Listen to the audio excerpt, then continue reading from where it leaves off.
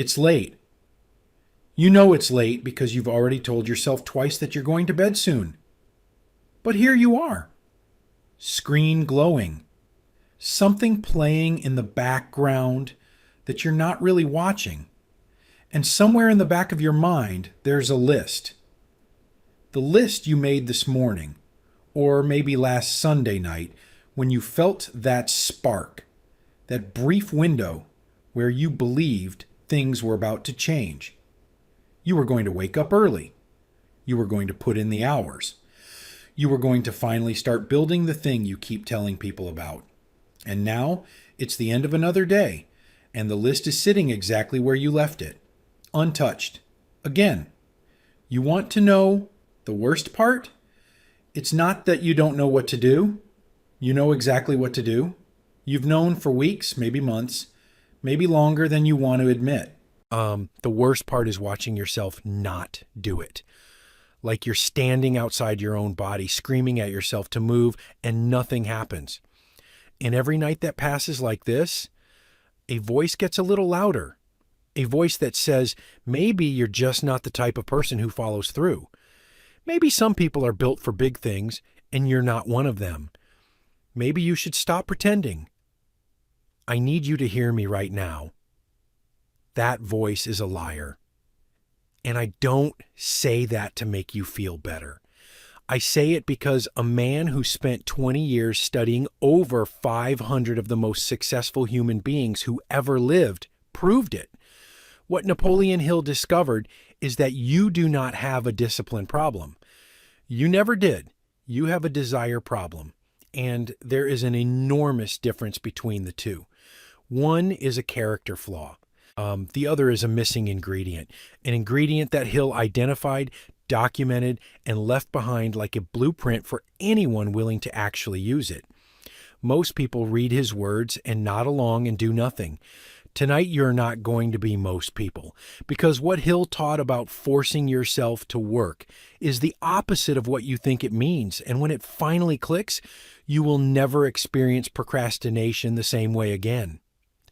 Think of a compass. A real one, glass face, metal casing, a needle inside that's supposed to point north. Now imagine that compass looks perfect on the outside, but the needle has never been magnetized. What happens? The needle spins. It drifts to one side, then the other. A gust of wind pushes it left. You tilt your hand and it swings right. Not because the compass is broken. The instrument is fine. But without a magnetized needle, it's just a beautiful object that can't guide anyone, including itself. That's you right now. And I say that with no judgment, because that was me for years. You've been trying to fix this by holding the needle in place with your finger.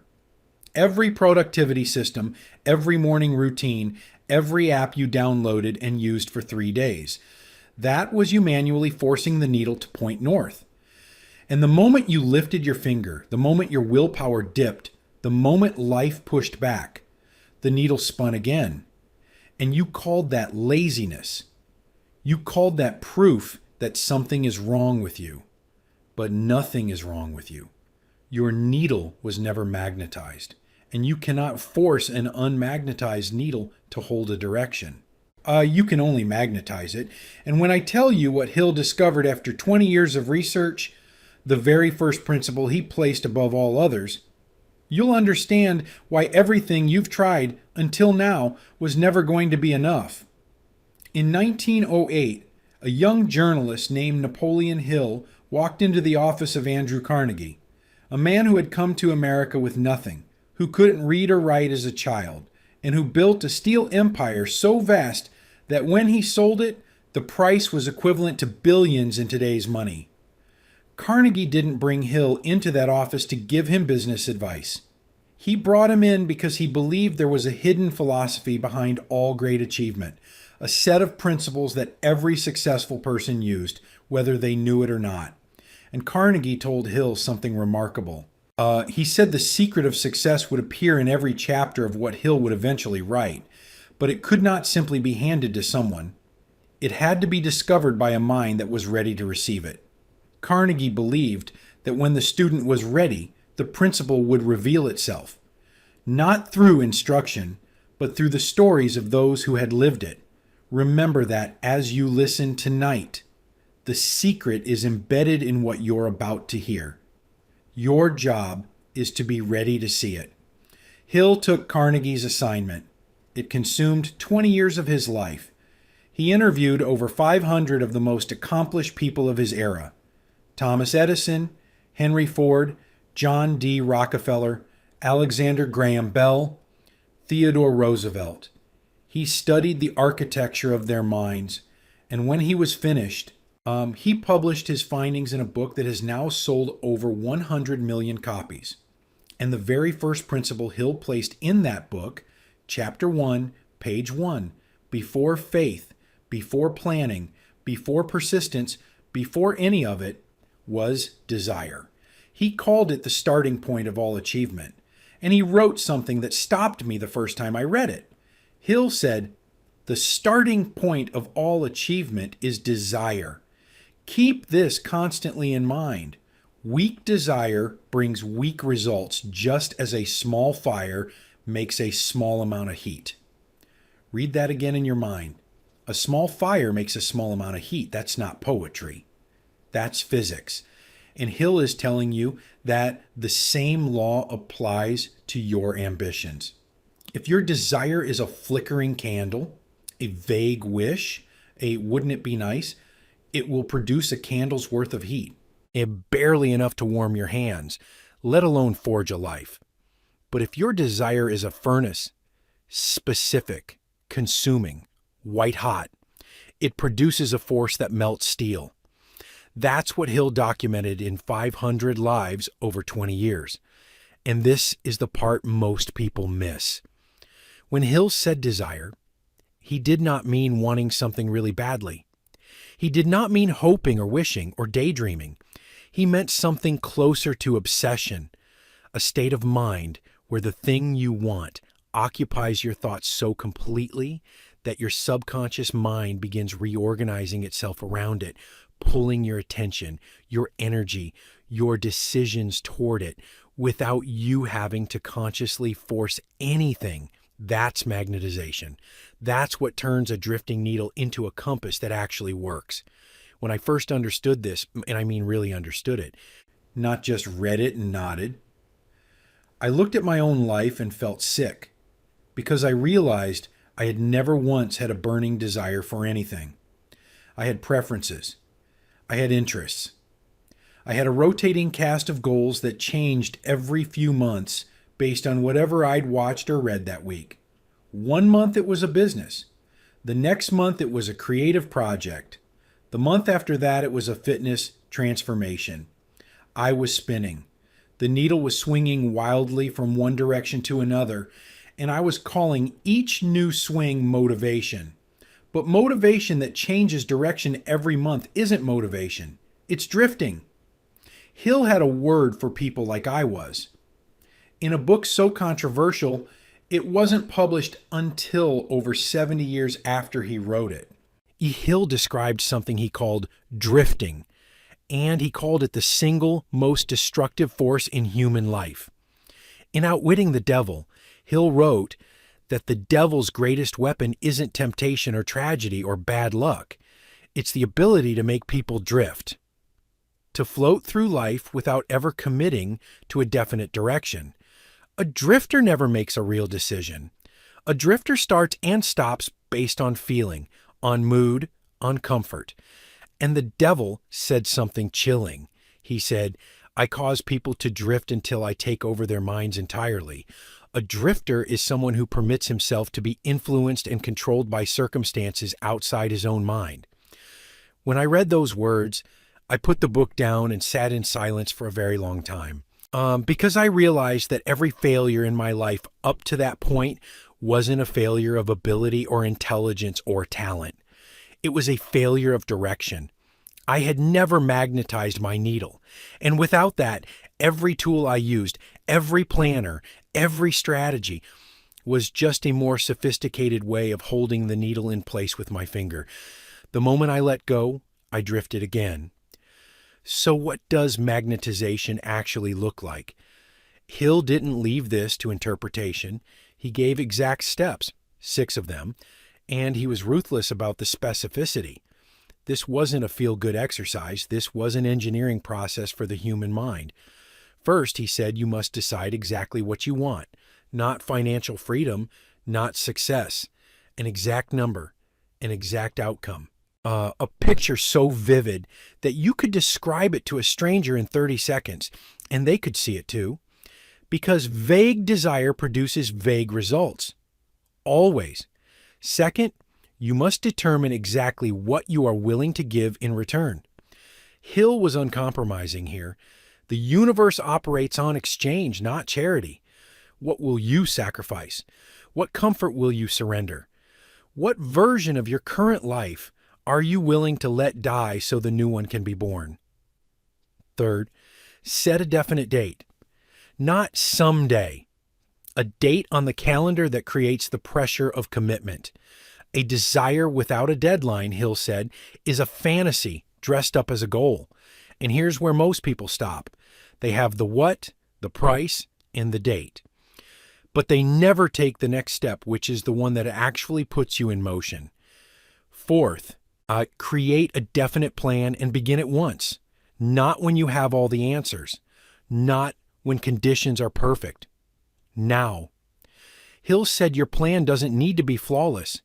It needs to be started, because action generates clarity that thinking never will. Fifth, write all of this down.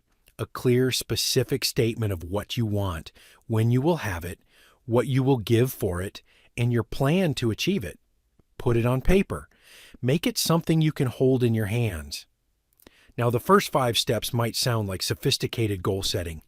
The 6th step is where Hill leaves every other success teacher in history behind. Read that written statement aloud twice every day. Once when you wake up, once before you sleep, and as you read it, see yourself already in possession of it. Feel it. Believe it. And let the image saturate your mind until your subconscious can no longer tell the difference between the vision and reality. Hill wrote, "If you do not see great riches in your imagination, you will never see them in your bank balance." What he's telling you is that the imagination isn't a toy. It's a workshop. It's where your future is built before it appears in the physical world. And those twice daily readings aren't affirmations in the way most people think of them. They're magnetization. Every reading is a pass of the needle across the magnet. 1 pass does little. 10 passes, you start to feel a pull. 100 passes, the needle starts to settle. 1,000 passes, and it locks onto north with a force that no setback can permanently shake. And Hill wrote something else about this process that changed how I understood the stakes. And he said, "The subconscious mind will not remain idle. If you fail to plant desires in your subconscious mind, it will feed upon the thoughts which reach it as the result of your neglect." Think about what that means. Your subconscious isn't sitting empty right now. It's feeding on fear, on doubt, on the noise of a directionless life. Every day you don't magnetize your needle deliberately, it's being magnetized anyway. By whatever anxiety, whatever comparison, whatever distraction happens to be loudest. The 6 steps aren't just about planning a goal. They're about displacing the weeds that grow in an unattended mind. Hill didn't just theorize about these 6 steps. He documented a man who applied them so completely that he achieved something everyone around him said was impossible. And his story will show you exactly what magnetization looks like inside a human life. There was a man named Edwin C. Barnes. He had no money, no formal education, no connections worth mentioning. But Barnes had one thing, a desire so specific and so consuming that it reorganized his entire existence. He wanted to become the business partner of Thomas Edison, not work for Edison. Work with him as an equal. By any rational measure, this was insane. Barnes was nobody. Edison was the most famous inventor in the world, but Barnes could see himself standing in Edison's office, shaking his hand, not as an employee, but as a partner. The image burned in his mind day and night, and when he couldn't afford a train ticket to reach Edison's laboratory in New Jersey, he climbed onto a freight train and rode it across the country. When he arrived, Hill writes that he looked like a tramp, but something in his eyes made Edison take notice. Edison would later say the man looked like he'd already made up his mind, and there was no point trying to change it. Edison didn't make Barnes a partner. He gave him a menial job. Basic work, barely above sweeping floors. Most people would have quit. But this is what most people miss about the Barnes story. He didn't have superhuman patience. He had a magnetized needle. Every morning he walked into that office, his internal compass was pointing at one thing: partnership. He didn't need a motivational poster on the wall. He didn't need an accountability partner. The magnetization had already happened on that freight train. His particles were aligned, and no amount of time, no amount of menial work, no amount of watching other people get promoted ahead of him could shake that needle loose. It always settled back to north. Barnes stayed for years. Then one day, Edison invented a new dictating machine that his own sales staff didn't believe in. Nobody wanted to sell it, except Barnes. He seized the opportunity with such intensity that Edison gave him the contract to distribute the machine nationwide. Barnes became Edison's partner just as he had seen it in his mind years before it appeared in the physical world. Hill wrote about Barnes. He had nothing to start with, except the capacity to know what he wanted and the determination to stand by that desire until he realized it. But here's what Hill paired with desire to make it unbreakable, a principle he called decision, which he defined as the exact opposite of drifting. Hill analyzed hundreds of people who had built fortunes and found one pattern that held without exception. He wrote, "Analysis of several hundred people who had accumulated fortunes well beyond the $1 million mark disclosed the fact that every one of them had the habit of reaching decisions promptly. And failures did the opposite. They decided slowly, if they decided at all, and abandoned those decisions at the first sign of resistance. What this means for you is something most people never consider. You think you need to decide to work every single morning. You think the battle happens at your desk when you're choosing between your task and your phone.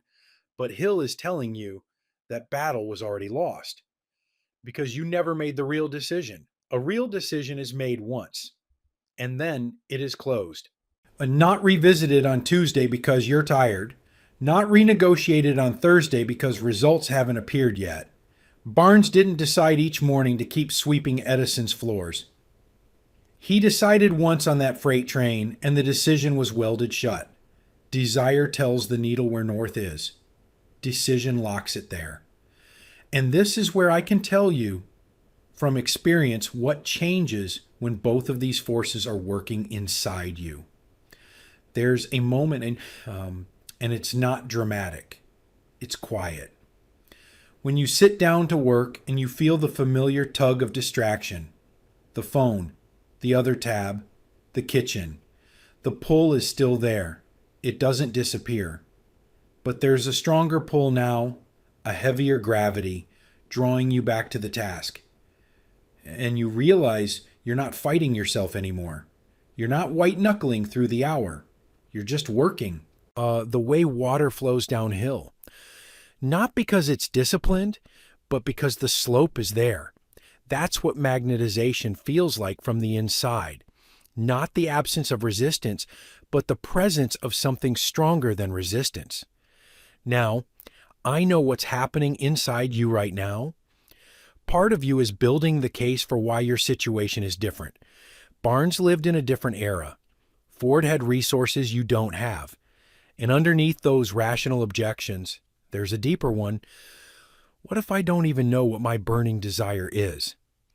Let me tell you about one more person from Hill's research. A man named R.U. Darby traveled to Colorado during the gold rush, found a vein of gold, raised money, bought equipment, and started mining. He struck gold almost immediately. Then the vein disappeared. He dug and found nothing. When Darby gave up, he sold his equipment to a scrap dealer for pennies and went home. That dealer hired a mining engineer who found that the vein continued just 3 feet from where Darby stopped digging. 3 feet. The dealer pulled millions from the mine that Darby abandoned. Hill said, "One of the most common causes of failure is the habit of quitting when one is overtaken by temporary defeat." Darby's desire wasn't strong enough to survive one setback. The needle wasn't magnetized deeply enough to hold through disappointment. Your objections right now, the voice telling you this won't work, the voice saying you'll try on Monday, that's the same voice that told Darby to sell his equipment. It's the voice of the drifter, and every single person who ever achieved anything extraordinary heard that same voice. Carnegie heard it. Ford heard it. Barnes heard it every day he swept Edison's floors. They didn't silence it. They had a desire so much louder that the doubt couldn't compete. They drowned it in purpose. And your needle isn't broken. It isn't weak. It isn't defective. It simply hasn't been magnetized yet. That's not a character flaw. That's an action you haven't taken. So let me tell you what happens when you take it. The night I finally did what Hill prescribed. The night I threw away every scattered goal and sat in front of a blank page and asked myself what I would trade my life for. Something shifted. When I finished writing, there was one thing on the page. I read it aloud and my own voice sounded different to me, like it finally had somewhere to go. I read it again the next morning, and the next, and within weeks. I noticed something I had never experienced. I was waking up before my alarm, not because I forced myself, because something inside me was pulling me forward. And I won't pretend the needle never wobbles. Some mornings are harder than others. Some weeks the doubt gets loud, but the daily reading, the twice daily magnetization keeps pulling it back. That's the difference between this and every other system I ever tried. The systems required constant willpower. The magnetization only requires that you show up twice a day and remind your subconscious where north is. It does the rest. Now I want to close your eyes for a moment if you can. See this. 6 months from now, you wake up and the first thing you feel isn't dread. It's pull, your definite purpose, the thing you wrote down. The thing you've been reading aloud every morning and every night. You've been working toward it every day. Not because you forced yourself, but because you decided and the decision held. And I want to address something directly. The promise that this can happen in a short time. Hill explained exactly why this is true. And it has nothing to do with magic. Think about how you've been operating. Your energy scattered across half commitments. Your attention split between goals you never fully chose. Your mind drifting between tasks without completing any of them. You've been running at a fraction of your actual capacity. Not because you're weak, but because an unmagnetized needle wastes energy spinning. The moment that needle locks, every ounce of energy that was being lost to indecision gets redirected into a single channel. The results that seemed to come overnight for the people Hill studied were simply the natural output of a focused mind operating at full capacity for the first time. Time doesn't actually compress. You just stop wasting 90% of it. You've accomplished more in 6 months than in the last 2 years. Not because you became superhuman, because you stopped drifting and started burning.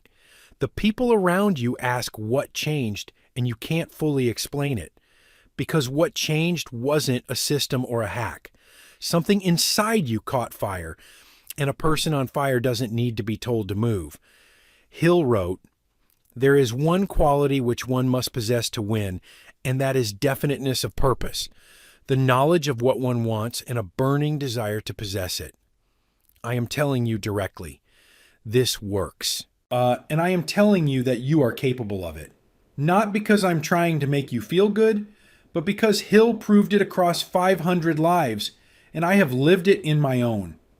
The principles do not care about your background, your education, your bank account, or how many times you failed before. They care about one thing. whether your desire is definite and whether your decision is final. So here's what I'm asking you to do. Not tomorrow. Not next week. Tonight. Before you close your eyes. Sit down with a blank piece of paper. Turn off your phone. And write the answer to one question. The same question that magnetized Barnes on a freight train. The same question that kept Ford's engineers working past impossible. The same question that changed my life. What do you want so badly that you would give everything for it? You ain't make it specific. Give it a number. Give it a date. Write what you're willing to sacrifice. Read it aloud. Hear your own voice say the words and decide, not hope, not wish. Decide with everything in you that this is no longer negotiable. If you do this, really do this, with every ounce of honesty you have, you will wake up tomorrow and something will be different. Not because of magic, because for the first time, you'll have fuel in the engine. And a person with fuel doesn't need to be forced to drive. I want to tell you one last thing. You did not find this video by accident.